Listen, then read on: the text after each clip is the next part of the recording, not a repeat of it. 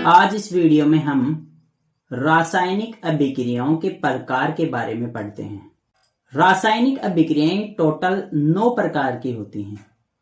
सबसे पहली है संयोजन अभिक्रिया, 2 नंबर है वियोजन अभिक्रिया, यह इसी का दूसरा नाम है अपघटन अभिक्रिया, 3 नंबर है विस्थापन अभिक्रिया, 4 नंबर है द्विविस्थापन अभिक्रिया, 5 नंबर है ऊष्माक्षेपी व ऊष्माशोषी अभिक्रिया, 6 नंबर है उदासीनीकरण अभिक्रिया, 7 नंबर है अवक्षेप अभिक्रिया, 8 नंबर है ऑक्सीकरण अपचयन अभिक्रिया या उपचयन अपचयन अभिक्रिया, ऑक्सीकरण अपचयन अभिक्रिया या उपचयन अपचयन अभिक्रिया। 9 नंबर है रेडॉक्स अभिक्रिया। सबसे पहले हम पढ़ते हैं संयोजन अभिक्रिया के बारे में। संयोजन अभिक्रिया वे रासायनिक अभिक्रियाएं जिनमें 2 या 2 से अधिक अभिकारक आपस में मिलकर एक उत्पाद का निर्माण करते हैं, उसे संयोजन अभिक्रिया कहते हैं। जैसे कि हम देखते हैं यहां पर एक अभिकारक A है व दूसरा अभिकारक B है, दोनों आपस में जुड़कर एक सिंगल उत्पाद C बना रहे हैं। तो ऐसी अभिक्रियाएं जिसमें 2 या 2 से अधिक अभिकारक आपस में जुड़ते हैं और एक सिंगल उत्पाद बनाते हैं, उसके हम बोलते हैं संयोजन अभिक्रिया। संयोजन अभिक्रिया में सबसे पहला उदाहरण है CaO की अभिक्रिया जल के साथ। कैल्शियम ऑक्साइड की अभिक्रिया जब हम जल के साथ करवाते हैं तब एक संयोजन अभिक्रिया होती है। कैल्शियम ऑक्साइड CaO की अभिक्रिया करवाते हैं हम H2O से, तो हमें प्राप्त होता है CaOH का होल ट्वाइस, जिसको बोलते हैं कैल्शियम हाइड्रोक्साइड। कैल्शियम हाइड्रोक्साइड का सामान्य कॉमन नाम है स्लेक लाइम, इसको स्लेक लाइम भी कहा जाता है, या हिंदी में बोले तो भुजे हुए चूने का पानी के नाम से भी जाना जाता है इसको, चूने का पानी या स्लेक लाइम। इसी प्रकार CaO का बोला जाता है कैल्शियम ऑक्साइड। कैल्शियम ऑक्साइड का सामान्य नाम होता है क्विक लाइम। क्या नाम होता है? Quick lime. इसको बोला जाता है बिना बुझा चूना, हिंदी में बोला जाता है बिना बुझा चूना। CaO को बोला जाता है बिना बुझा चूना या क्विक लाइम, और कैल्शियम हाइड्रोक्साइड को बोला जाता है बुझा हुआ चूना या स्लेक लाइम। अब देखो मोस्ट इंपोर्टेंट बात यह है कि कैल्शियम ऑक्साइड CaO का उपयोग कहां किया जाता है। कैल्शियम ऑक्साइड CaO के विलयन का उपयोग घरों की सफेदी में किया जाता है। अब ये बताना चाहता है भाई कैल्शियम ऑक्साइड है, इसका उपयोग किया जाता है जो घरों में हम सफेदी करते हैं उसमें इसके विलयन का उपयोग किया जाता है। ध्यान देने योग्य बात यहां पर यह है कि कैल्शियम ऑक्साइड के विलयन का उपयोग किया जाता है किसमें? घरों में सफेदी करने में। नेक्स्ट है कैल्शियम हाइड्रोक्साइड का उपयोग। कैल्शियम हाइड्रोक्साइड CaOH का होल ट्वाइस का उपयोग घरों की सफेदी में किया जाता है। देखो यहां पर 2 क्वेश्चन पूछे जाते हैं। पहला क्वेश्चन यह पूछा जाता है कि घरों में सफेदी करने में किस पदार्थ के विलयन का उपयोग किया जाता है, तो आप बताएंगे CaO, कैल्शियम ऑक्साइड के विलयन का उपयोग घरों में सफेदी में किया जाता है। जबकि आपको पूछा जाता है उस विलयन का नाम बताइए जिसका उपयोग घरों में सफेदी में करते हैं, तो आप बताएंगे कैल्शियम हाइड्रोक्साइड। एक बार फिर से बता देता हूं मैं, अगर यह पूछा जाता है कि कौन से पदार्थ के विलयन का उपयोग घरों में सफेदी में किया जाता है, तो आप बताएंगे कैल्शियम ऑक्साइड। कैल्शियम ऑक्साइड के विलयन का उपयोग घरों में सफेदी में किया जाता है। जबकि क्वेश्चन ये पूछा जाता है कौन से विलयन का उपयोग घरों में सफेदी में किया जाता है, तो आप बताएंगे कैल्शियम हाइड्रोक्साइड। इस विलयन का उपयोग घरों में सफेदी में किया जाता है।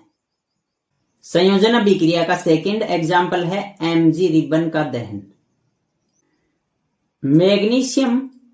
मैग्नीशियम धातु को जब वायु की उपस्थिति में जलाया जाता है या ऑक्सीजन से अभिक्रिया करवाई जाती है मैग्नीशियम धातु की, तो हमारे पास उत्पाद प्राप्त होता है मैग्नीशियम ऑक्साइड। और यह एक संयोजन अभिक्रिया है। इसमें मैग्नीशियम और ऑक्सीजन तो है अभिकारक और एक सिंगल उत्पाद है मैग्नीशियम ऑक्साइड। नेक्स्ट तीसरा एग्जाम्पल हम देखते हैं संयोजन अभिक्रिया का, कोयले का दहन। कार्बन की अभिक्रिया जब हम ऑक्सीजन के साथ करवाते हैं, ऑक्सीजन से करवाते हैं, तो हमें प्राप्त होता है कार्बन डाइऑक्साइड CO2। यह एक संयोजन अभिक्रिया का उदाहरण है। इसके अंदर कार्बन और ऑक्सीजन तो हैं अभिकारक तथा कार्बन डाइऑक्साइड CO2 है उत्पाद। नेक्स्ट हम अब पढ़ते हैं 2 नंबर अभिक्रिया, वियोजन अभिक्रिया, या इसी को बोला जाता है अपघटन अभिक्रिया। सबसे पहले हम स्टार्ट करते हैं डेफिनेशन से। वे रासायनिक अभिक्रियाएं जिनमें एक अभिकारक टूटकर 2 या 2 से अधिक उत्पाद बनाता है उसे वियोजन या अपघटन अभिक्रिया कहते हैं। जैसा कि हम देखते हैं, एक अभिकारक है A, यह टूटता है, ब्रेक होता है और 2 उत्पाद B व C बनाता है। तो वे अभिक्रियाएं जिसमें एक अभिकारक टूटकर 2 या 2 से अधिक उत्पाद बनाता है, उस अभिक्रिया को हम बोलते हैं वियोजन अभिक्रिया। वियोजन अभिक्रिया में हम पहला एग्जाम्पल देखते हैं, PbNO3 का होल ट्वाइस। इसका रासायनिक नाम है लेड नाइट्रेट। लेड नाइट्रेट को जब गर्म किया जाता है तो यह PbO lead oxide, NO2 nitrogen dioxide जो भूरे रंग की गैस है, वह ऑक्सीजन, 3 उत्पादों के अंदर टूटता है। इस अभिक्रिया में ध्यान देने योग्य बात यह है, जब किसी भी रासायनिक अभिक्रिया में तीर के निशान के ऊपर इस प्रकार त्रिभुज बनाया जाता है, तो इस त्रिभुज का मतलब होता है गर्म किया गया है। मतलब यहां पर ये लेड नाइट्रेट है, इसको क्या किया गया है, गर्म किया गया है। और जब लेड नाइट्रेट को गर्म करते हैं तो ये 3 उत्पादों का निर्माण करता है। सबसे जो पहला उत्पाद है वो लेड ऑक्साइड है, दूसरा उत्पाद है नाइट्रोजन डाइऑक्साइड है और तीसरा उत्पाद है ऑक्सीजन। नाइट्रोजन डाइऑक्साइड गैस है वो एक भूरे रंग की गैस है, वियोजन या अपघटन अभिक्रियाएं 3 प्रकार की होती हैं। सबसे पहला है ताप अपघटन अभिक्रिया। वे रासायनिक अभिक्रियाएं जिसमें एक अभिकारक ताप की उपस्थिति में टूटकर 2 या 2 से अधिक उत्पाद बनाता है उसे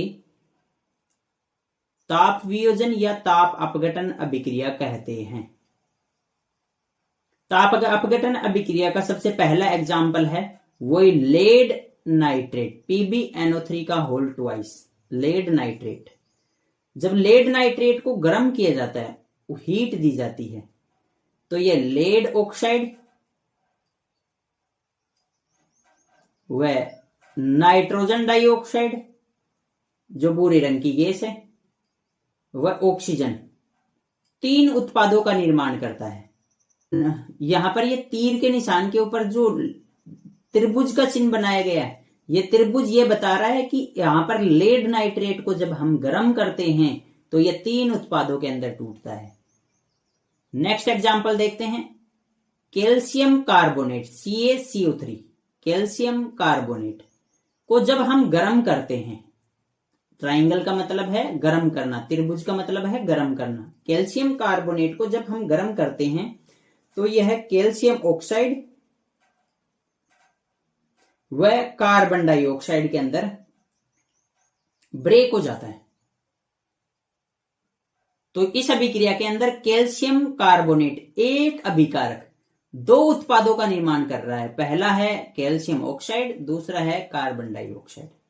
तो इस अभिक्रिया को भी हम वियोजन अभिक्रिया बोलेंगे। नेक्स्ट थर्ड है नेक्स्ट लास्ट है ताप अपघटन अभिक्रिया का उदाहरण FeSO4 आयरन सल्फेट को जब हम गर्म करते हैं, हीट देते हैं, उष्मा देते हैं, तो iron sulphate Fe2O3 iron oxide, SO2 sulphur dioxide व SO3 सल्फर ट्राइऑक्साइड के अंदर टूटता है। अर्थात जब हम FeSO4 आयरन सल्फेट को गर्म करते हैं, हीट देते हैं, तो आयरन सल्फेट 3 उत्पादों का निर्माण करता है। पहला उत्पाद होता है Fe2O3, दूसरा उत्पाद होता है SO2 व तीसरा उत्पाद होता है SO3। SO2 और SO3 हैं, ये दोनों गैस के रूप में बनती हैं और ये दोनों गैसें तीक्ष्ण गैसें होती हैं। ध्यान देने योग्य बात है, यहां पर तीक्ष्ण गैसें कौन कौन सी गैसें हैं? SO2 और SO3। और आपको ऐसा पूछा जाए भूरे रंग की गैसें कौन सी हैं, तो वो है NO2। बहुत बार एग्जाम में यह पूछा जाता है उस पदार्थ का नाम बताइए जिसके तापीय अपघटन से भूरे रंग की गैस निकलती है। तो आप बताएंगे उस पदार्थ का नाम क्या है? लेड नाइट्रेट है। लेड नाइट्रेट के तापीय अपघटन से भूरे रंग की गैस NO2 निकलती है। कभी कभी ऐसा पूछा जाता है उस पदार्थ का नाम बताइए जिसके तापीय अपघटन से तीक्ष्ण गैसें निकलती हैं, या ऐसा पूछ लिया जाता है उस पदार्थ का नाम बताइए जिसके तापीय अपघटन से SO2 व SO3 जैसी तीक्ष्ण गैसें निकलती हैं। तो इस क्वेश्चन का सही आंसर जाएगा FeSO4। FeSO4। अब हम ताप अपघटन अभिक्रिया का नेक्स्ट टाइप पढ़ते हैं।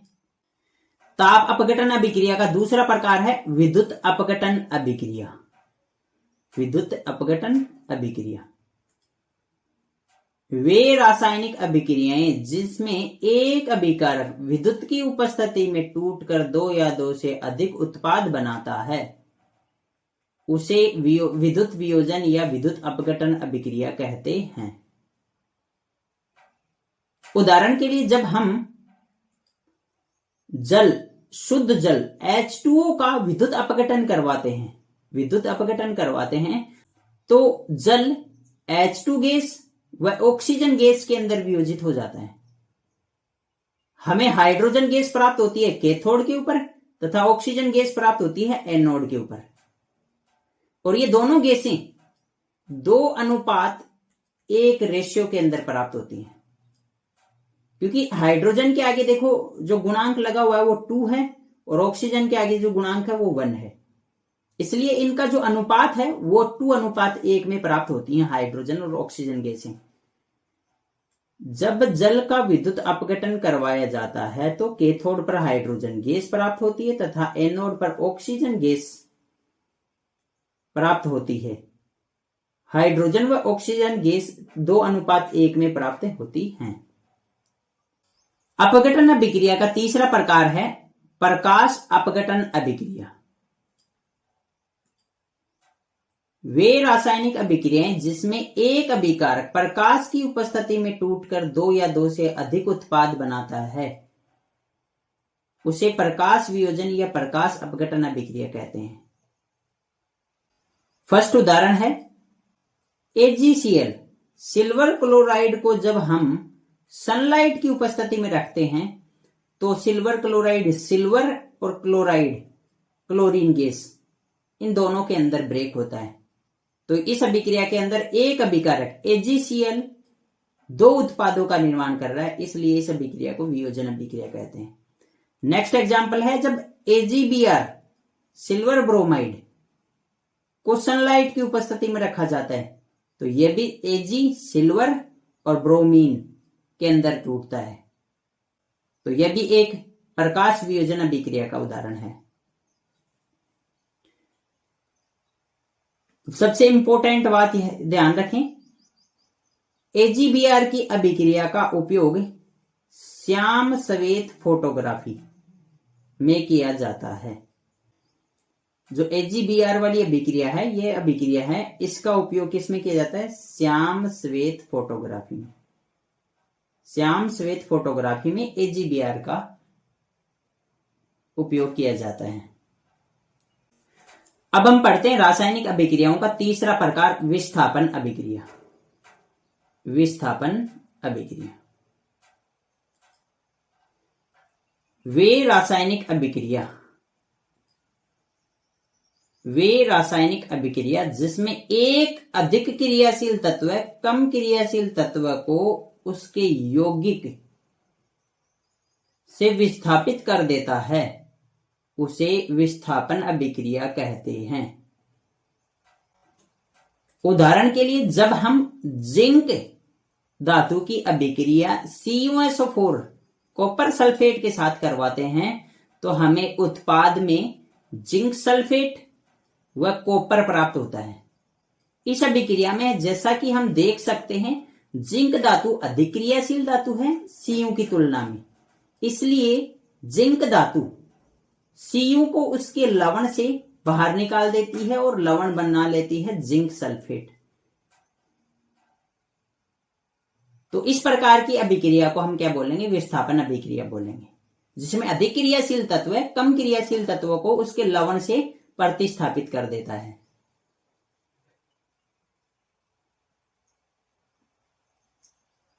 नेक्स्ट एग्जांपल हम देखें, Zn जिंक धातु की अभिक्रिया जब हम FeSO4 आयरन सल्फेट से करवाते हैं तो हमें प्राप्त होता है जिंक सल्फेट व आयरन।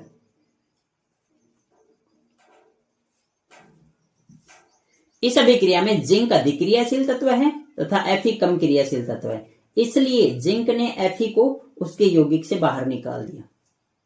यदि हम अभिक्रिया करवाते हैं लेड की ZnSO4 के साथ, जिंक सल्फेट के साथ, तो यह अभिक्रिया नहीं होगी, नो रिएक्शन। क्यों नहीं होगी? क्योंकि यहां पर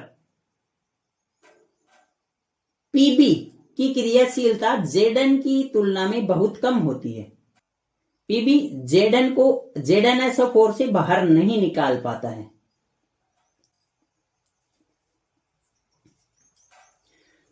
नेक्स्ट अभिक्रिया है हमारी 4 नंबर द्विविस्थापन अभिक्रिया।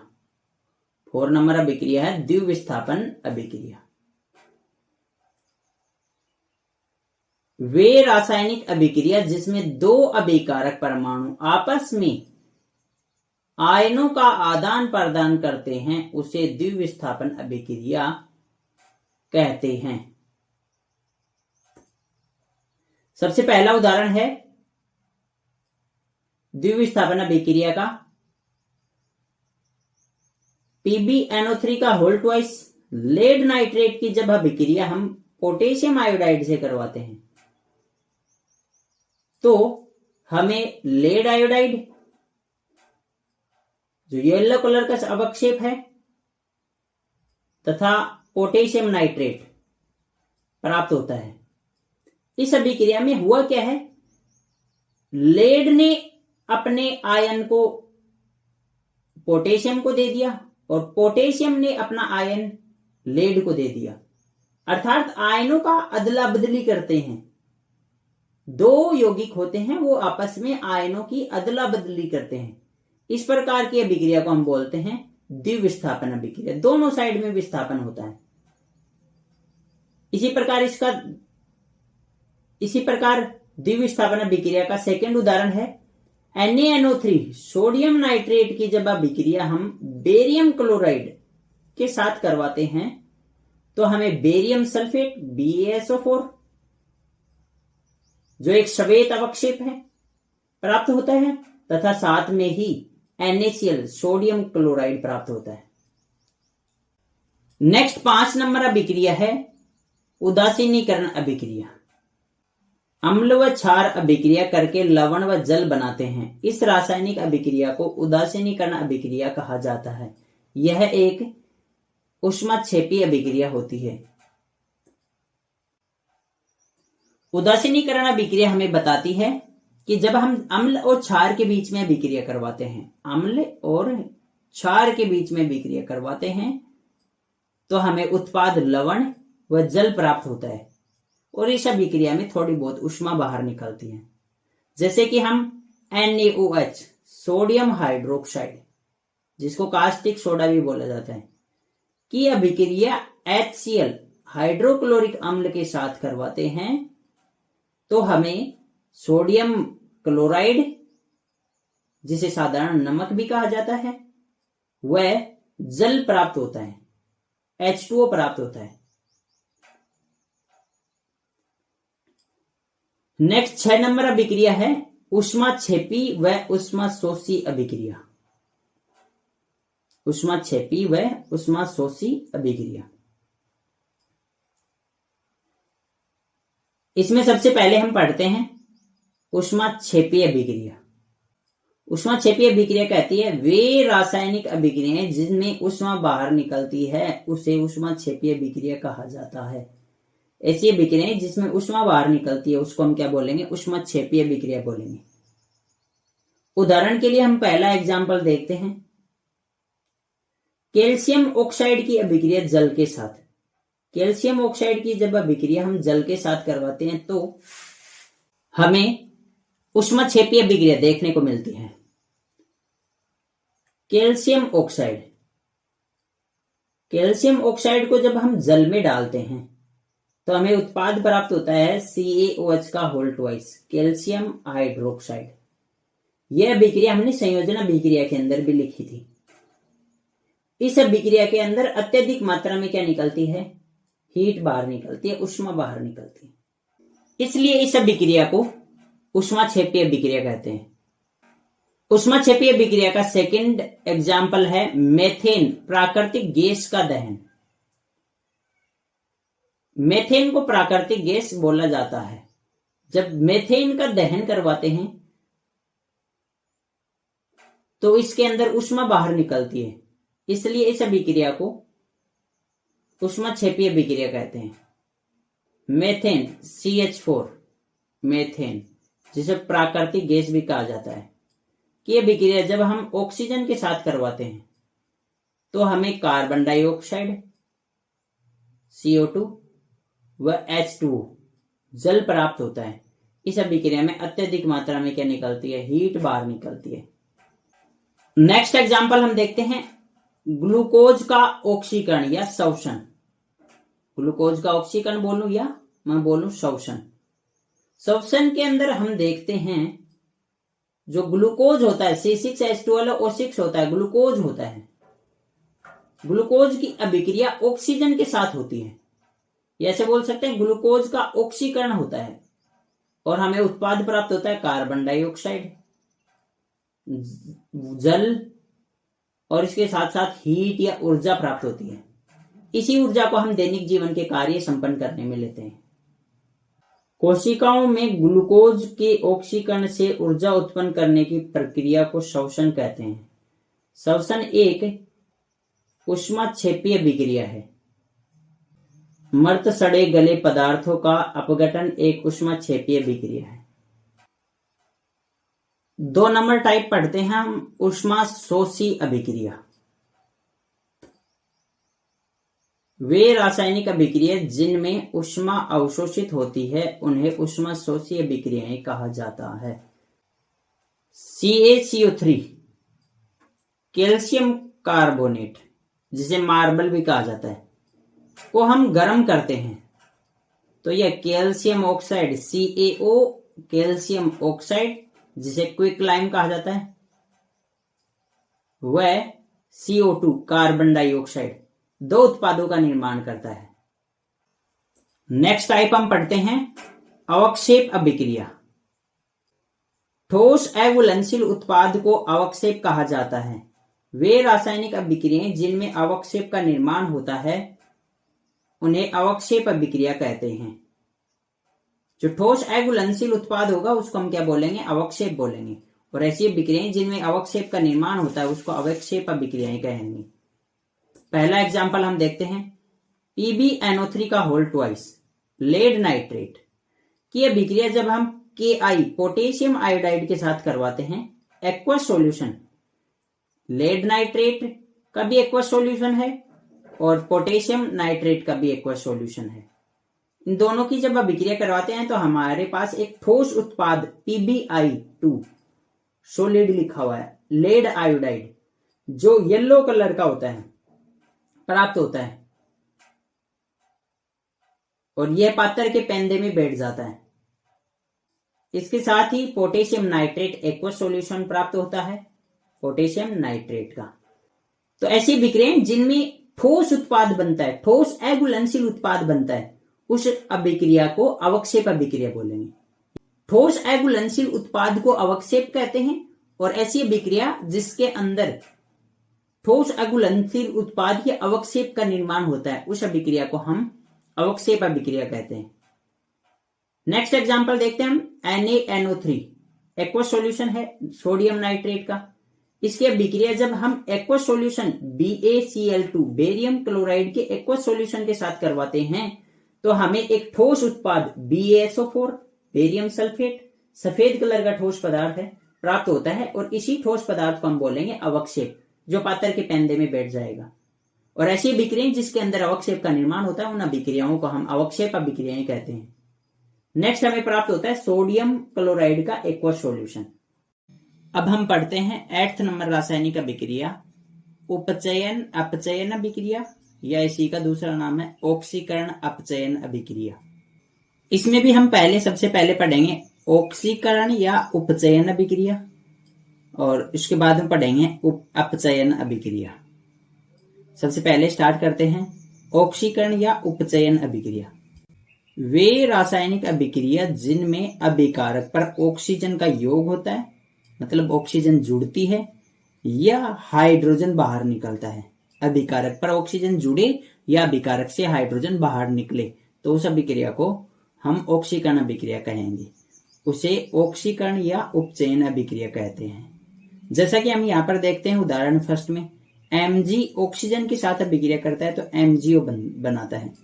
अब यहां पर हो रहा है Mg के साथ ऑक्सीजन जुड़ रहा है, ऑक्सीजन का जुड़ना, ऑक्सीजन जुड़ा है, ऑक्सीजन के जुड़ने को क्या बोला जाता है? ऑक्सीकरण। इसलिए यहां पर हम ये लिख सकते हैं यहां Mg का MgO में ऑक्सीकरण हो रहा है। अब नेक्स्ट एग्जांपल हम देखते हैं HCl। HCl ब्रेक होकर हाइड्रोजन और क्लोरीन का निर्माण करता है। यहां पर क्या हो रहा है? HCl से हाइड्रोजन बाहर निकल रहा है, या ऐसे बोल सकते हैं HCl Cl2 में कन्वर्ट हो रहा है। तो हाइड्रोजन का निकलना, यहां पर हाइड्रोजन निकल रही है, हाइड्रोजन के निकलने को बोलते हैं ऑक्सीकरण। और यहां HCl का Cl2 में ऑक्सीकरण हो रहा है। अब हम देखते हैं सेकंड अपचयन अभिक्रिया। अपचयन अभिक्रिया जस्ट ऑक्सीकरण अभिक्रिया के विपरीत है। वे रासायनिक अभिक्रिया जिनमें अभिकारक से ऑक्सीजन बाहर निकलती है, ऑक्सीजन क्या करती है? बाहर निकलती है, या हाइड्रोजन का योग होता है, उसे ऑक्सीकरण या उपचयन अभिक्रिया कहते हैं। अब हम 2 नंबर पढ़ते हैं अपचयन अभिक्रिया। वे रासायनिक अभिक्रिया जिनमें अभिकारक से ऑक्सीजन बाहर निकलती है या हाइड्रोजन का योग होता है, उसे अपचयन अभिक्रिया कहते हैं। वे रासायनिक अभिक्रिया जिसमें हाइड्रोजन तो क्या करती है? जुड़ती है अभिकारक पर और ऑक्सीजन बाहर निकलती है, उस अभिक्रिया को हम अपचयन अभिक्रिया कहते हैं। जैसे हम उदाहरण देखें MgO। MgO ब्रेक होता है और बनाता है Mg+O2। यहां पर हम देखें तो MgO से ऑक्सीजन बाहर निकल रही है और MgO Mg में बदल रहा है, तो यहां हो रहा है ऑक्सीजन का हटना। ऑक्सीजन के हटने को ही क्या बोला जाता है? अपचयन बोला जाता है। अच्छा, यहां क्या हो रहा है? यहां MgO का Mg में अपचयन हो रहा है। MgO का किसमें? Mg में अपचयन हो रहा है। नेक्स्ट एग्जांपल हम देखते हैं H2 प्लस Cl2, दोनों मिलकर बनाते हैं HCl। यहां पर Cl पर हाइड्रोजन जुड़ रहा है, हाइड्रोजन का जुड़ना, और हाइड्रोजन के जुड़ने को क्या बोला जाता है? अपचयन। और यहाँ क्या हो रहा है? Cl2 का HCl में अपचयन हो रहा है। That's clear. I hope you have got it. अब हम लास्ट अभिक्रिया देखते हैं रेडॉक्स अभिक्रिया। रेडॉक्स अभिक्रिया को देखते हैं। वे रासायनिक अभिक्रिया जिसमें ऑक्सीकरण अभिक्रिया व अपचयन अभिक्रिया एक साथ होती है, उसे रेडॉक्स अभिक्रिया कहते हैं। CuO कॉपर ऑक्साइड की जब अभिक्रिया हम हाइड्रोजन के साथ करवाते हैं तो हमें प्राप्त होता है Cu और H2O। अब यहां पर हम देखें तो CuO Cu के अंदर बदल रहा है, अर्थात CuO से ऑक्सीजन का निकलना हो रहा है, और ऑक्सीजन के निकलने को क्या बोला जाता है? अपचयन बोला जाता है। तो ऐसे बोल सकते हैं CuO का Cu में अपचयन हो रहा है, जैसे यहां पर लिखा हुआ, यहां CuO का Cu में अपचयन हो रहा है। नेक्स्ट हम देखते हैं हाइड्रोजन। हाइड्रोजन पर क्या जुड़ रहा है? ऑक्सीजन जुड़ रहा है, और वो किस में बदल रहा है? H2O के अंदर बदल रहा है। तो हम ऐसे बोल सकते हैं ऑक्सीजन का जुड़ना, और ऑक्सीजन के जुड़ने को क्या बोला जाता है? ऑक्सीकरण। तो यहां इस अभिक्रिया के अंदर CuO का तो Cu में हो रहा है अपचयन, और H2O के अंदर हो रहा है ऑक्सीकरण। और जब एक ही रासायनिक अभिक्रिया के अंदर ऑक्सीकरण और अपचयन दोनों अभिक्रियाएं संपन्न होती हैं, तो इस प्रकार की अभिक्रिया को हम बोलते हैं रेडॉक्स अभिक्रिया। यहां H2 का H2O में ऑक्सीकरण हो रहा है। रेडॉक्स अभिक्रिया का हम सेकेंड एग्जाम्पल देखते हैं। ZnO की अभिक्रिया जब हम कार्बन से करवाते हैं तो Zn और प्लस CO प्राप्त बनता है। ZnO की अभिक्रिया जब हम कार्बन से करवाते हैं तो Zn व CO प्राप्त होते हैं। यहां इस अभिक्रिया के अंदर हम देखें तो कार्बन पर क्या हो रहा है? ऑक्सीजन का जुड़ना है। कार्बन पर ऑक्सीजन जुड़ रही है और वो किस में बदल रहा है? CO के अंदर बदल रहा है। ठीक है, तो ऑक्सीजन के जुड़ने को बोला जाता है ऑक्सीकरण। इसलिए हम यहां पर बोल सकते हैं यहां C का CO में ऑक्सीकरण हो रहा है। इस अभिक्रिया में क्या हो रहा है? C का CO में ऑक्सीकरण हो रहा है। नेक्स्ट हम देखें ZnO का Zn में क्या हो रहा है? अपचयन हो रहा है। क्योंकि हम देखें तो ZnO से ऑक्सीजन का हटना, ऑक्सीजन हट रहा है और वो किस में बदल रहा है? Zn में बदल रहा है, और ऑक्सीजन के हटने को बोला जाता है अपचयन। तो हम ऐसा बोल सकते हैं ZnO का Zn में अपचयन हो रहा है। और यहां पर भी एक ही अभिक्रिया के अंदर ऑक्सीकरण भी हो रहा है और अपचयन भी हो रहा है, इसलिए इस अभिक्रिया को हम बोलेंगे रेडॉक्स अभिक्रिया। रेडॉक्स अभिक्रिया का अब हम लास्ट एग्जाम्पल की चर्चा करते हैं। लास्ट एग्जाम्पल में MnO2 की अभिक्रिया हम HCl से करवाते हैं तो हमें उत्पाद प्राप्त होता है MnCl2, H2O व Cl2। अगर हम देखें तो HCl से हाइड्रोजन निकलने के बाद में वो बदल रहा है Cl2 के अंदर। HCl से हाइड्रोजन निकालेंगे तो वो बनेगा Cl2, और हाइड्रोजन के निकलने को बोला जाता है ऑक्सीकरण। तो हम ऐसे बोल सकते हैं HCl का Cl2 में ऑक्सीकरण हो रहा है। नेक्स्ट हम देखें तो MnO2 से ऑक्सीजन बाहर निकल रही है और वो किस में बदल रहा है? MnCl2 के अंदर बदल रहा है, और ऑक्सीजन के हटने को बोला जाता है अपचयन। तो हम ऐसे भी बोल सकते हैं MnO2 का MnCl2 में अपचयन हो रहा है।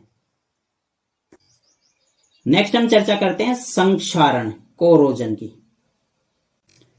धातु की बाहरी सतह वायुमंडल में उपस्थित गैसों, जलवाष्प व नमी के साथ अभिक्रिया कर नष्ट होने लग जाती है, जिससे धातु की चमक कम हो जाती है। इस प्रक्रिया को संक्षारण कहा जाता है। भाई क्या होता है? धातुओं, जो अधिक क्रियाशील धातुएं हैं उनकी बातें करें तो उनको जब वायुमंडल के अंदर खुला छोड़ा जाता है तो वो जलवाष्प गैसों के साथ और ऑक्सीजन के साथ अभिक्रिया कर नष्ट होने लग जाती हैं, और उनकी बाहरी जो चमक है वो भी कम होने लग जाती है। इसी प्रोसेस को संक्षारण या कोरोजन कहा जाता है।